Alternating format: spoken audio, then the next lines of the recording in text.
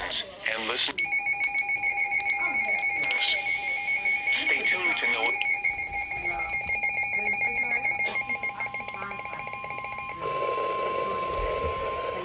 The National Weather Service in Peachtree City has issued a tornado warning for southern Gilmer County in north-central Georgia, northwestern Dawson County in north-central Georgia, east-central Gordon County in northwestern Georgia, northern Pickens County in north-central Georgia, until 1:30 a.m. Eastern Daylight Time.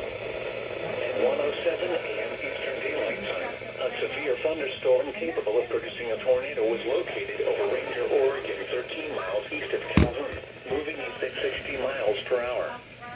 Hazard, tornado. Source, radar indicated rotation. Impact, flying debris will be dangerous to those caught without shelter. Mobile homes will soar or destroyed.